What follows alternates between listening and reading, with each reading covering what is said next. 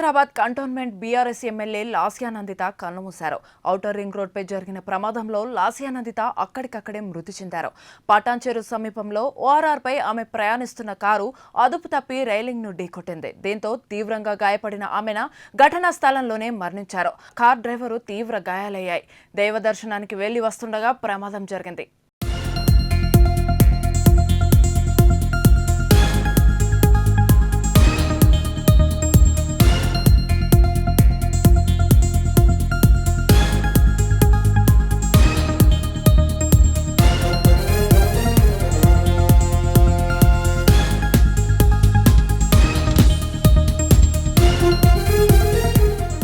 దివంగత నేత సాయన్న కూతురు లాస్యానందిత గతేడాది ఫిబ్రవరి 19న సాయన్న మృతి చెందడంతో అసెంబ్లీ ఎన్నికల్లో లాస్యానందితకు బీఆర్ఎస్ అధినేత కేసీఆర్ కంటోన్మెంట్ సీటు ఇచ్చారు. బీజేపీ అభ్యర్థిపై లాస్యానందిత విజయం సాధించారు. నాన్న అడుగుజాడల్లో నడిచిన లాస్యానందిత చివరి వరకు ప్రజలతోనే ఉన్నారు. ఏడాది కాలంలోనే తండ్రి కూతురు మృతి చెందడం ఆ కుటుంబంలో తీవ్ర విషాదం నింపింది.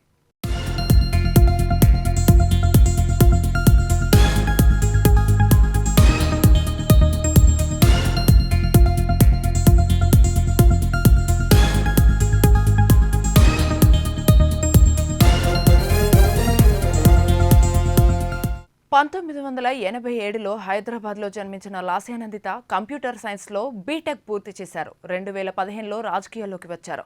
కంటోన్మెంట్ బోర్డు ఎన్నికల్లో పోటీ చేసి ఓడిపోయారు. 2016లో తండ్రి సాయన్నతో పాటు బీఆర్ఎస్లో చేరారు. 2016 నుంచి 20 మధ్య కవాడిగూడ కార్పొరేటర్గా పనిచేశారు. 2021 జీహెచ్ఎంసీ ఎన్నికల్లో కవాడిగూడ నుంచి పోటీ చేసి ఓడిపోయారు. 2023 అసెంబ్లీ ఎన్నికల్లో బీఆర్ఎస్ నుంచి కంటోన్మెంట్ ఎమ్మెల్యేగా విజయం సాధించారు. రాజకీయంగా ఎదుగుతున్న తరుణంలోనే లాస్యానందిత చనిపోవటం కంటోన్మెంట్ ప్రజలను షాక్కు గురిచేసింది.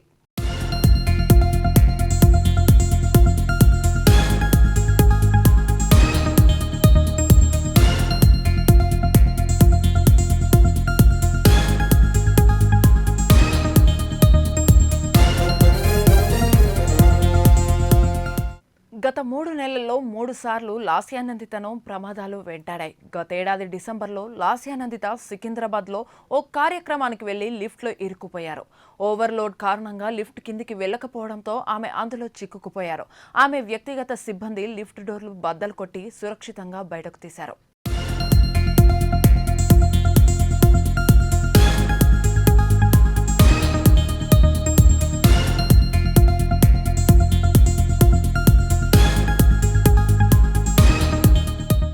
ఇటీవల నల్లగొండలోని బీఆర్ఎస్ బహిరంగ సభకు హాజరై తిరిగి వస్తుండగా లాస్యానందిత కారు ప్రమాదానికి గురైంది.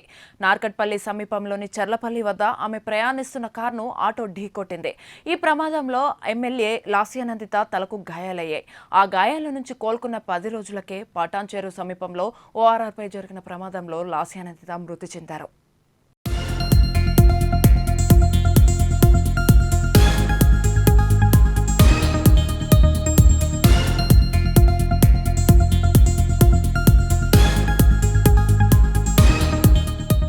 Secunderabad cantonment BRS MLA Lasya Nanditha కన్నుమూశారు. ఔటర్ రింగ్ రోడ్పై జరిగిన ప్రమాదంలో లాస్యానందిత అక్కడికక్కడే మృతి చెందారు.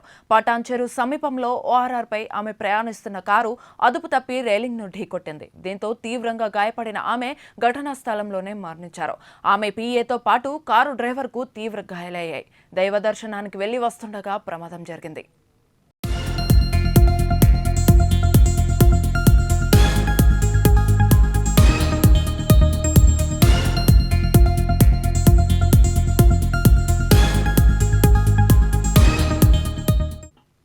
దివంగత నేత సాయన్న కూతురు లాస్యానందిత గతేడాది ఫిబ్రవరి 19న సాయన్న మృతి చెందడంతో అసెంబ్లీ ఎన్నికల్లో లాస్యానందితకు బీఆర్ఎస్ అధినేత కేసీఆర్ కంటోన్మెంట్ సీటు ఇచ్చారు.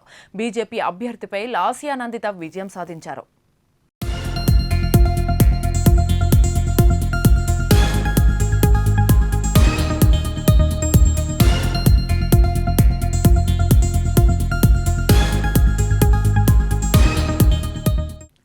1987లో హైదరాబాద్లో జన్మించిన లాస్యా నందిత కంప్యూటర్ సైన్స్లో బీటెక్ పూర్తి చేశారు. 2015లో రాజకీయాల్లోకి వచ్చారు. కంటోన్మెంట్ బోర్డు ఎన్నికల్లో పోటీ చేసి ఓడిపోయారు. 2016లో తండ్రి సాయన్నతో పాటు బీఆర్ఎస్లో చేరారు. 2016 నుంచి 20 మధ్య కవాడిగూడ కార్పొరేటర్గా పనిచేశారు. 2021 జీహెచ్ఎంసీ ఎన్నికల్లో కవాడిగూడ నుంచి పోటీ చేసి ఓడిపోయారు. 2023 అసెంబ్లీ ఎన్నికల్లో బీఆర్ఎస్ నుంచి కంటోన్మెంట్ ఎమ్మెల్యేగా విజయం సాధించారు. రాజకీయంగా ఎదుగుతున్న తరుణంలోనే లాస్యా నందిత చనిపోవటం కంటోన్మెంట్ ప్రజలను షాక్కు గురిచేసింది.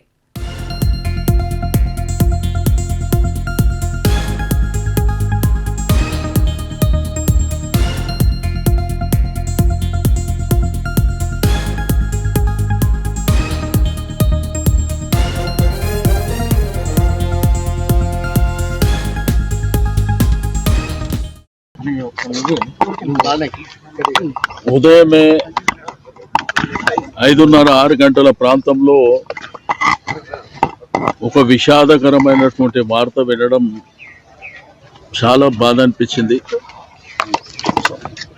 దివంగత నేత మరి సాయన్న గారు 40 సంవత్సరాల రాజకీయ చరిత్రలో అనేక సార్లు కంటోన్మెంట్ ప్రాంతానికి ప్రాతినిధ్యం వహించడం, ఆయన లాస్ట్ టైం ఆరోగ్యరీత్యా పోయిన సంవత్సరం మరణించినటువంటిది. ఇప్పటికి సంవత్సరం 3 రోజులు అవుతుంది. మొన్ననే వారి యొక్క వర్ధంతి కూడా చేపట్టడం జరిగింది. బట్ ఆ రోజుల్లో ఉన్న పరిస్థితుల్లో మరి మా పార్టీ అధ్యక్షుల వారు కేసీఆర్ గారు వారి కుటుంబానికి టికెట్ ఇవ్వాలన్నటువంటి ఉద్దేశంతోనే అమ్మాయికి టికెట్ ఇవ్వడం, అమ్మాయి కూడా మంచి మెజారిటీతో గెలవడం, అంటే కంటోన్మెంట్ ప్రజలు ఆ కుటుంబాన్ని, అక్కడ ఉన్నటువంటి కార్యకర్తలు ఆ కుటుంబాన్ని ఏ విధంగా గౌరవిస్తారో మనం చూసినాం. బట్ ఉదయం ఇటువంటి సంఘటన జరగడం, చిన్న వయసు అమ్మాయి, ఎంతో భవిష్యత్తు ఉంది. భవిష్యత్తులో మరి ప్రజలకు కానివ్వండి విశేషమైనటువంటి సేవలు అందించేటువంటి అవకాశం. బట్ పొద్దున యాక్సిడెంట్లో మరణించిందని చెప్పి ఫోన్ రావడం, ఆ తర్వాత టీవీలు చూస్తే ఆ టీవీలలో కూడా ఆ జరిగిన యాక్సిడెంట్ విజువల్స్ చూపించడం మా అందరికీ చాలా బాధాకరమైనటువంటిదే కాకుండా చాలా విషాదకరమైనటువంటిది. ఇటువంటి సంఘటన జరుగుతుందని చెప్పి మనం ఎవరం కూడా ఊహించినటువంటిది కాదు. బట్ విధిని మనం ఏం చేయలేం కాబట్టి మరి జరిగిన సంఘటన పట్ల మరి ఆ కుటుంబానికి మనము ధైర్యాన్ని ఇవ్వవలసినటువంటి అవసరం ఉన్నది. ఆ భగవంతుడు ఆ కుటుంబానికి అన్ని విధాలుగా ధైర్యాన్ని ప్రసాదించాలని కోరుకుంటూ మరి కొద్ది క్షణాల్లో డెడ్ బాడీ ఇక్కడికి రావడం జరుగుతుంది. పోస్ట్మార్టం నిమిత్తం వారి యొక్క స్వగృహమైనటువంటి అశోక్ నగర్ దోమలగూడ ప్రాంతానికి తీసుకువెళ్ళడం జరుగుతుంది.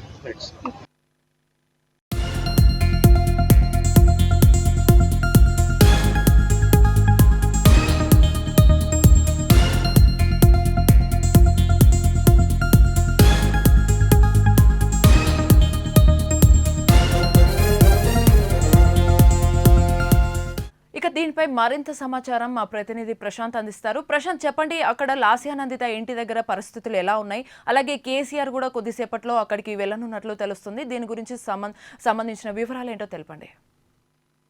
ఎస్ భవ్య, ఇక కంటోన్మెంట్ ఎమ్మెల్యే, ప్రస్తుతం సిట్టింగ్ ఎమ్మెల్యే లాస్యా నందిత గత ఉదయం ఏదైతే ఔటర్ రింగ్ రోడ్ పైన ప్రమాదంలో ఆమె మృత్యువాత పడ్డారు.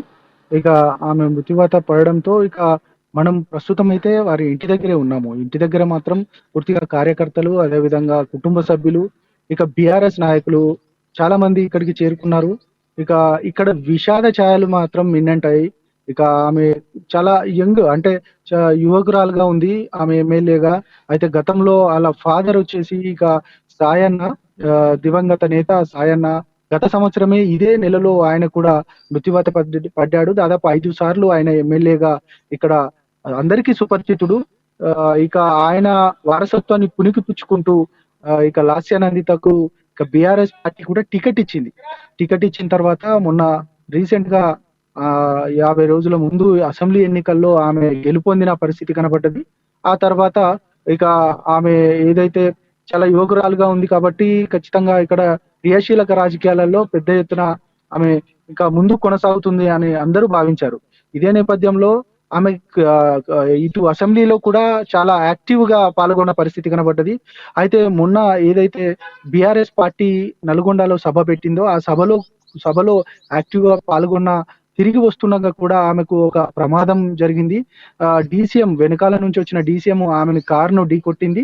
అప్పుడు కొంత స్వల్ప గాయాలతో ఆమె బయటపడిన సందర్భం. ఆ తర్వాత ఇక ఈ రోజు జరిగిన ప్రమాదానికి సంబంధించి మాత్రం ఆమె మృత్యువాత పడ్డది. ఇక ఇక మనం చెప్పాల్సిన విషయం ఏంటంటే ఇక దాదాపు ఆమె మరణించిన తర్వాత ఇక ఆ, ఈ గాంధీ ఆసుపత్రికి తీసుకొచ్చారు. గాంధీ ఆసుపత్రిలో ఆమెకు ఇక పోస్ట్ మార్టం నిర్వహించి ఇప్పుడే గత కొద్దిసేపటి క్రితమే వారి ఇంటి దగ్గరికి ఇక ఆ, ఆమె యొక్క మృతదేహాన్ని ఇక్కడికి తీసుకొచ్చిన పరిస్థితి కనబడ్డది. మొత్తానికి ఒకరొకరికి బీఆర్ఎస్ నాయకులు ఇక్కడికి చేరుకుంటున్నారు. ఇప్పటికే హరీష్ రావు, అదేవిధంగా హరీష్ రావు మార్నింగ్ నుంచి ఆ ఏదైతే లాస్యానందితో తోటే ఉన్న పరిస్థితి కనబడ్డది. ఇక ఉదయం నుండి ఇప్పుడు ఇంటికి మృతదేహాన్ని తీసుకొచ్చిన తర్వాత కూడా ఇక హరీష్ రావు, అదేవిధంగా పల్లా రాజేశ్వర్ రెడ్డి, బీఆర్ఎస్ నాయకులు చాలా మంది ఇక్కడికి వచ్చి కుటుంబ సభ్యులను ఇక పరామర్శిస్తున్నారు. ఇక చాలా బాధాతప్త హృదయంతో ఇక్కడ మొత్తానికి ఇక్కడ విషాద ఛాయలు మాత్రం అలుముకున్న సందర్భం కనబడుతుంది. ఇక బీఆర్ఎస్ అగ్రనాయకుడు ఇక మాజీ సీఎం కేసీఆర్ కూడా గత కొద్దిసేపు ఎర్రబెల్లి ఫామ్ హౌస్ నుంచి నేరుగా ఇక్కడ లాస్యానందిత ఇంటికి రాబోతున్నారు. ఇక గత కొద్దిసేపటి క్రితమే బయలుదేరినట్టు మనకు సమాచారం. మొత్తానికి ఇక ఆమె యొక్క అధికారిక లాంఛనాలు ఏదైతే అధికారిక లాంఛనాలు చేయాలంటూ కూడా రేవంత్ రెడ్డి అధికారులకు సూచించినట్టు తెలుస్తా ఉంది. ఇక ఆమె అంత్యక్రియలు కూడా అధికారిక లాంఛనాలతో జరగబోతున్నాయి. రేవంత్ రెడ్డి కూడా ఇక కాసేపట్లో రాబోతున్నారంటూ కూడా అధికారులు చెప్తా ఉన్నారు. మొత్తానికి ఇటు బీఆర్ఎస్ సంబంధించి ఎమ్మెల్యేగా బీఆర్ఎస్ నాయకులే కాదు, ఇటు కాంగ్రెస్ నాయకులు యువ నాయకురాలుగా ఉంది కాబట్టి చాలా మంది ఇప్పటికీ ట్వీట్ల రూపంలో వారి యొక్క బాధను ఆవేదనను కూడా వ్యక్తపరుస్తున్న పరిస్థితి కనబడతా ఉంది. మొత్తానికి ఈ యొక్క కంటోన్మెంట్ పరిధి మాత్రం విషాద ఛాయలతో అలుముకుంది. మొత్తం ఇక అభిమానులు మాత్రం ఒకరొకరిగా వస్తున్న సందర్భం, వారందరూ చూసి ఆమెని కడసారి వీడ్కోలు పలుకుతున్న దృశ్యాలు మనం చూడొచ్చు. మొత్తానికి ఆమె యొక్క మరణ వార్త విన్న ఏదైతే బీఆర్ఎస్ నాయకులు వాళ్ళంతా కూడా ఒక్కసారిగా చాలా తీవ్రమైన ఆందోళనకు, తీవ్రమైన బాధకు గురైతున్న సందర్భం కనబడతా ఉంది. ఇక ఇప్పుడు ప్రస్తుతం అయితే కేసీఆర్ బయలుదేరారు. మరొక వైపు రేవంత్ రెడ్డి కూడా ఇక్కడికి వచ్చి ఇక నివాళులర్పించే పరిస్థితి కనబడతా ఉంది. భవ్య.